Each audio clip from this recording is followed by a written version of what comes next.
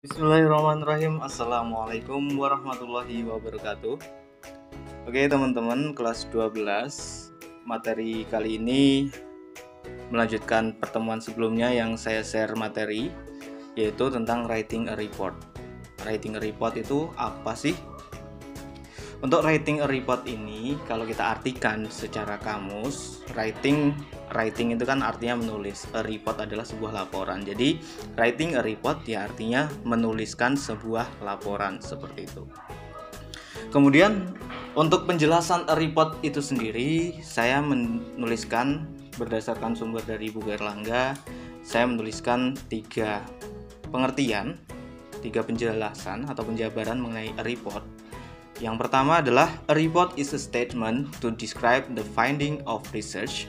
Yang kedua itu adalah it usually a formal account of the result, investigation or observation. Dan yang ketiga, it can be just one page or very long document. Ini penjabaran mengenai report. Yang pertama kita artikan adalah sebuah laporan adalah statement atau pendapat atau penjelasan maksud saya yang mendeskripsikan atau menjelaskan mengenai temuan suatu penelitian.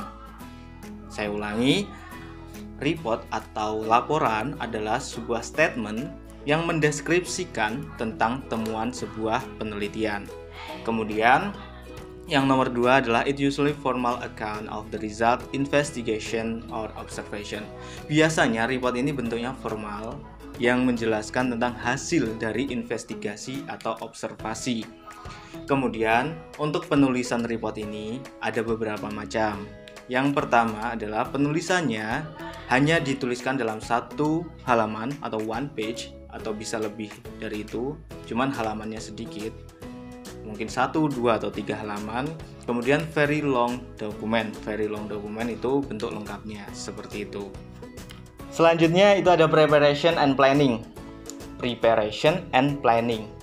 Pada saat penulisan laporan atau writing a report, ini ada tahapnya yaitu preparation and planning. Preparation artinya persiapan dan planning itu adalah perencanaan. Nah, sebelum masuk ke planning atau perencanaan, kalian harus prepare dulu atau siap-siap dulu bahasa kitanya. Jadi untuk persiapannya itu yang pertama ada you should set aside some time to get ready and plan your report. Jadi kamu harus mempersiapkan waktu kamu untuk menuliskan report ini. Jadi ada waktunya, waktu khusus yang kamu siapkan untuk menulis report ini. Dan usahakan ketika ada kegiatan menulis laporan, contohnya saya memberikan tugas ke kalian menuliskan laporan, ya waktunya kalian siapkan, jangan deadline seperti biasanya kalau tugas-tugas lain. Jadi biar hasilnya itu maksimal seperti itu. Kalau yang biasa-biasanya kan di deadline, besok dikumpul, malam ini dikerjakan. Kalau untuk pembuatan laporan usahakan itu jangan di deadline, tapi ada waktu khususnya sebelum-sebelumnya. Untuk tugas lain pun sama sebenarnya. Kemudian yang kedua, your report ought to written and custom filled. Maksud saya custom fitted to the reader's need and desires. Jadi yang kedua itu adalah laporan Anda harus ditulis dan disesuaikan dengan kebutuhan dan keinginan pembaca. Jadi harus disesuaikan dengan kebutuhan pembaca, jangan asal-asal buat seperti itu. Kemudian yang ketiga, when preparing the report, you have to ask yourself several questions to better understand the goal of the report. Jadi kalau kamu lagi preparation atau mempersiapkan laporan itu, kamu ada nih pertanyaan khusus untuk diri kamu sendiri untuk membuat laporan kamu itu lebih bagus atau lebih mudah untuk dipahami tujuan dari laporan itu. Yang harus kamu persiapkan itu ada 3 hal. Pertanyaan itu kamu siapkan untuk diri kamu sendiri untuk kamu jawab. Yang pertama, who are the readers? Siapa sih yang akan membaca laporan kamu? Dengan kamu tahu siapa yang membaca laporan kamu, jadi laporan kamu susun sesuai dengan orang yang akan membaca. Contohnya, ketika kamu akan memberikan laporan itu mempresentasikan laporan itu ke siswa-siswa SD atau SMP, tentunya menggunakan bahasa yang lebih mudah dipahami oleh mereka. Dan kemudian kalau kamu mau mempresentasikan ke teman sebaya kamu atau yang lebih tua, mungkin bahasanya juga berbeda seperti itu. Kemudian sajiannya pun lebih ringan untuk yang SD atau SMP seperti itu. Kemudian, what is the purpose of the report and why is it needed? Jadi yang nomor 2, what itu artinya apa tujuan dari laporan dan mengapa itu diperlukan. Jadi tujuan laporan kamu itu apa dan buat apa sih laporan itu, dengan tujuan tersebut itu buat apa kamu buat, kamu susun seperti itu, tujuannya apa. Nah itu kamu tanyakan ke diri kamu dan kamu jawab sendiri seperti itu. Yang ketiga,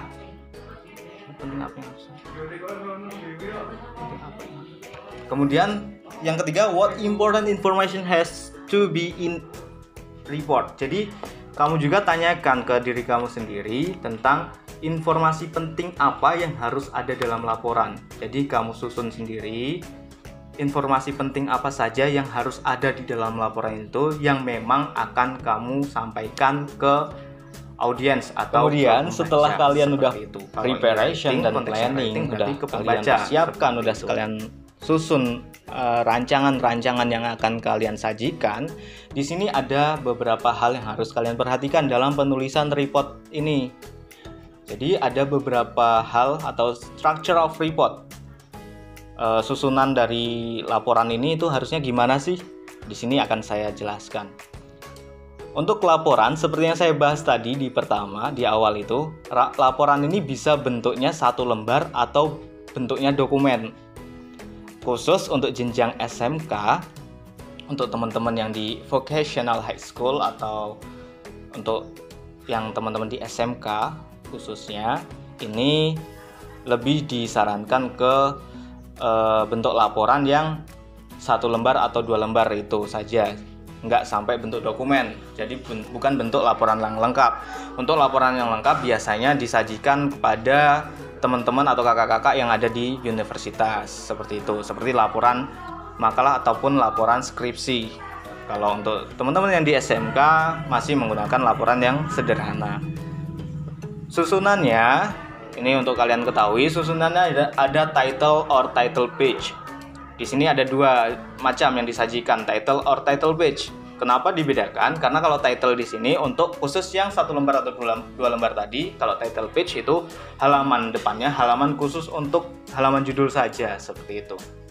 Nah, untuk di title, ini ada unsur-unsur yang harus kalian penuhi. Yang pertama ada title of report, jadi judul dari laporan kalian itu gimana.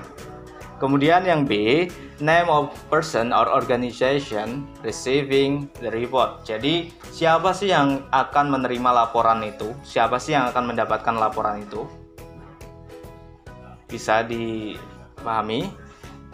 Kemudian yang C itu name of person or organization who author the report. Jadi siapa sih penulisnya? Kalau orangnya 1 ya ditulis penulisnya 1, kalau kelompok ya ditulisnya secara kelompok, seperti itu.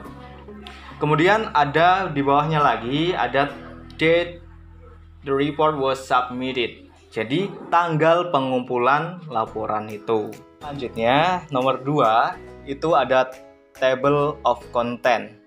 Table of content di sini kalau di buku-buku itu biasanya yang berbahasa Inggris ya tulisannya table of content. Kalau di buku biasa itu ya ada, ya artinya daftar isi, seperti itu. Di daftar isi ya penjelasannya tentang judul besarnya apa, halamannya di halaman berapa, untuk mempermudah pembaca untuk menemukan halaman yang dicari, seperti itu. Tapi khusus untuk yang 1 lembar atau 2 lembar tadi itu nggak diperlukan table of content. Jadi kan cukup langsung dituliskan laporannya tanpa ada table of content, seperti itu. Kemudian Ada lagi yang nomor 3 adalah abstract or executive summary. Di sini maksudnya it contain a summarized version of the entire report including any conclusion or recommendation. It might be omitted in a short report. Jadi untuk abstract atau executive summary ini nggak harus ada untuk report yang bentuknya laporan pendek atau yang cuma selembar 2 lembar tadi. Itu nggak harus ada abstraknya. Tapi untuk yang berlembar-lembar atau bentuknya dokumen itu diharapkan ada, bahkan diwajibkan ada. Ini berupa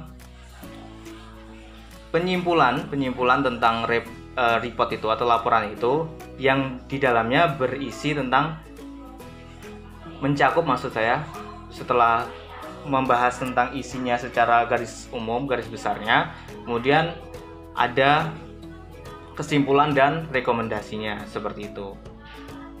Kemudian yang nomor 4 itu introduction or background. The introduction provide a context so that the reader understand what is in the report. Maksudnya di sini adalah introduction ini atau pengenalan di sini berisi tentang susunan atau aluran yang dapat mempermudah pembaca untuk memahami isi apa saja sih isi dari laporan itu.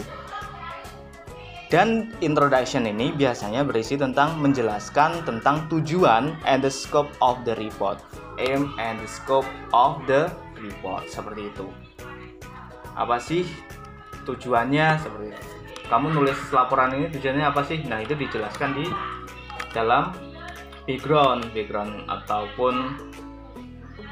ataupun introduction, tujuan atau cakupan dari laporan itu sendiri. The purpose of the introduction. Terus tujuan dari pembuatan introduction itu apa sih? Ada 3 yang dijelaskan di sini. Yang pertama, to describe why the report written, untuk menjelaskan kenapa sih laporan ini ditulis. Kemudian yang B adalah what problem the report was meant to address. Kemudian yang ketiga, what the situation that led to the report being produced.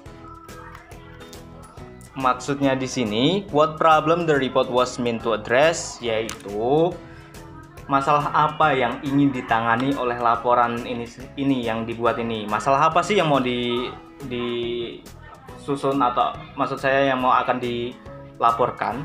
Kemudian yang ketiga tadi adalah situasi apa yang menyebabkan laporan ini dibuat. Kondisinya seperti apa sih sampai kamu membuat laporan ini?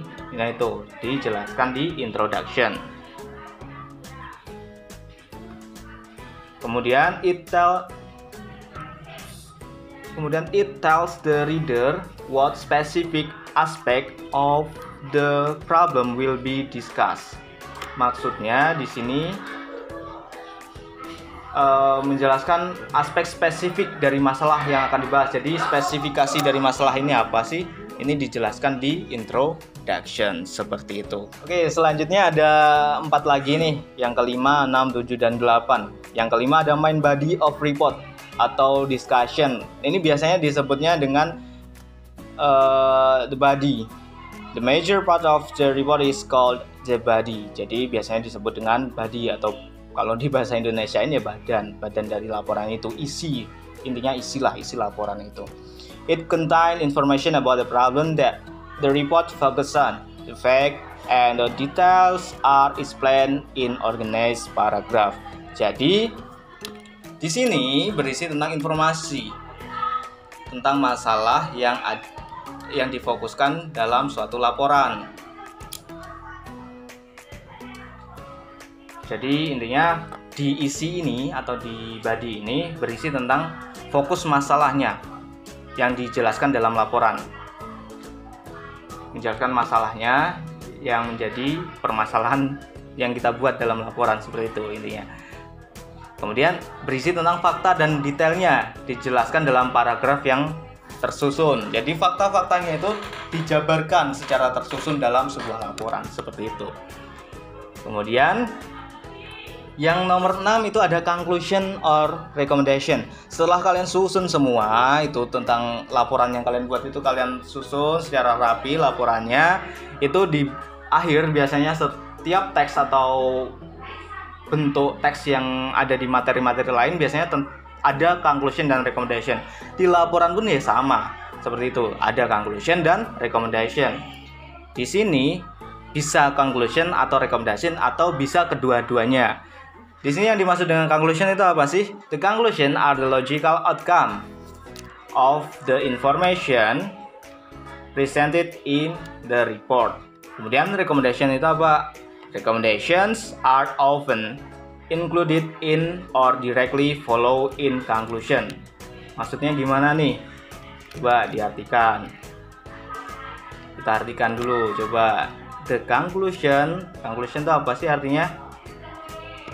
Conclusion adalah kesimpulan, dan the conclusion are the logical outcome of the information presented in the report. Itu maksudnya kesimpulan adalah hasil logis dari informasi yang disajikan dalam laporan. Jadi kesimpulan itu hasil dari pemikiran yang logis tentang informasi yang disajikan dalam laporan. Jadi hasil-hasil fakta atau logis yang dapat diterima oleh logika tentang laporan yang telah disajikan. Kemudian rekomendasi. Maksud saya rekomendasi sering disertakan atau langsung diikutkan dalam kesimpulan. Jadi rekomendasi ini biasanya kalau kita membuat sebuah laporan itu biasanya dimasukkan ke dalam suatu conclusion ataupun dibuatkan sendiri di bawah tentang rekomendasinya, seperti itu. Kemudian yang nomor 7 ada references. References itu apa sih? References kalau di dalam bahasa Indonesia biasanya kita kalau kita cek di buku-buku yang berbahasa Indonesia itu biasanya dituliskan daftar pustaka seperti itu, atau sumber-sumber materi atau sumber-sumber pembahasan yang kita dapatkan dari buku, jurnal ataupun internet yang kita gunakan untuk melengkapi laporan itu. Jadi kalau kalian misalnya nih membuat laporan, nah cari informasinya di buku, nyari teori-teorinya di buku ataupun di jurnal ataupun di internet. Oke, itu dicantumkan nama bukunya apa ya, seperti penulisan daftar pustaka dalam bahasa Indonesia. Cuman coba dilihat kaidahnya penulisan references. Jurnal di sini maksudnya bukan jurnal yang ada di jurusan keuangan ataupun yang lain, yang buku besar itu bukan. Jurnal di sini adalah hasil penelitian expert atau ilmuwan yang telah menemukan pengetahuan sebelumnya, seperti itu. Kemudian yang dari internet ya dicantumkan alamat websitenya, siapa yang membuat dan lain sebagainya, seperti itu, kapan diambilnya. Coba dicari panduan penulisan references, khususnya untuk panduan penulisan dalam bahasa Inggris. Kemudian yang terakhir ada appendixes. Appendixes itu apa sih? Kok baru denger asing kayaknya, appendixes itu apa? Oke, appendixes di sini maksudnya adalah lampiran. Lampiran ini, the appendices includes all supplementary material related to the report. Appendices can include the following information: test result, large photos or maps, questionnaires, or the other research information. Jadi lampiran-lampiran ini ya mencakup semua materi tambahan yang terkait dengan laporan yang nggak dimasukkan ke dalam isi laporan. Misalnya kamu mau masukin isi itu tapi terlalu banyak atau memang sebenarnya nggak terlalu dibutuhkan untuk dilampirkan dalam isi, itu dilampirkan dalam lampiran yang di belakang atau disebut dengan appendices. Itu lampiran-lampiran itu contohnya hasil tes, foto yang ukurannya besar, kemudian peta, kuesioner atau angket, ataupun hal-hal yang lain yang berhubungan dengan penelitian. Namanya penelitian biasanya ada hasil tes, contohnya ada kakak-kakaknya yang kuliah terus datang ke sekolah untuk meneliti keadaan belajar kalian, teman-teman di sekolah ini. Biasanya suruh nulis tes tuh, itu mereka jadikan lampiran di skripsi mereka. Terus foto besar, bukti mereka mengerjakan penelitian, foto-foto mereka, foto dokumentasi mereka, itu dimasukkan ke dalam lampiran. Nggak mungkin ditaruh di depan, soalnya itu penting nggak penting, maksudnya penting untuk melengkapi laporan itu, tapi nggak penting untuk dimasukkan ke dalam isi sebuah laporan seperti itu. Kemudian ada peta, mungkin ada yang butuh denah sekolah ataupun seperti apa, itu dibutuhkan. Kemudian kuesioner itu pertanyaan-pertanyaan atau angket biasanya seperti itu, atau informasi penelitian lainnya yang tidak memungkinkan untuk dimasukkan ke dalam isi sebuah laporan seperti itu. Jadi dimasukkan ke appendixes seperti itu. Oke, jadi untuk struktur dari report ini ada 8 seperti yang telah saya jelaskan sebelumnya. Dan untuk teman-teman yang mengerjakan 1 lembar atau 2 lembar itu, appendixes pun bukan suatu keharusan yang harus dilengkapi. Yang harus kalian siapkan biasanya ya di title itu, komponen-komponen title. Kemudian table of content itu nggak perlu, yang abstrak itu juga nggak perlu, itu boleh dikecualikan. Kemudian introduction itu perlu. Kemudian ada lagi main body, itu sangat perlu, itu intinya dari laporan. Kemudian conclusion or recommendation, pilih salah satu atau keduanya. Kemudian references ini diusahakan ada, karena sebuah laporan itu bukan hasil pemikiran sendiri, tapi hasil dari penelitian. Dan di dalam penelitian itu biasanya ngambil penelitian sebelumnya yang tertuang dalam buku ataupun jurnal ataupun internet. Jadi diusahakan ada referensi yang disajikan. Jadi teman-teman di sini harus mencantumkan referensi juga ketika membuat sebuah laporan seperti itu. Oke teman-teman, mungkin itu saja mengenai penulisan laporan. Untuk penugasan mungkin bisa nanti saya jelaskan di dalam grup kelas. Ini untuk penjabaran materi saja. Kemudian untuk materi berikutnya, setelah kalian menuliskan laporan ini diusahakan untuk dapat dipresentasikan, karena materi berikutnya adalah presenting the report, jadi mempresentasikan laporan. Jadi teman-teman mempersiapkan diri untuk bagaimana mempresentasikan atau menyampaikan laporan yang sudah dibuat seperti itu. Cuman untuk mempresentasikan ini diperlukan pembahasan terlebih dahulu. Jadi sebelum dipresentasikan akan saya bahas dulu materinya. Jadi setelah saya bahas, kalian persiapkan diri untuk mempresentasikan materi, dan mungkin saya suruh untuk buat tugas video ataupun yang lain. Nanti bisa saya sampaikan di grup ataupun di media pembelajaran lain. Mungkin itu saja dari saya. Kurang dan lebihnya saya mohon maaf. Jika ada pertanyaan silakan di kolom komentar ataupun di grup WhatsApp ataupun yang lain. Mungkin itu saja dari saya akhiri, and thank you. The last I say, wassalamualaikum warahmatullahi wabarakatuh.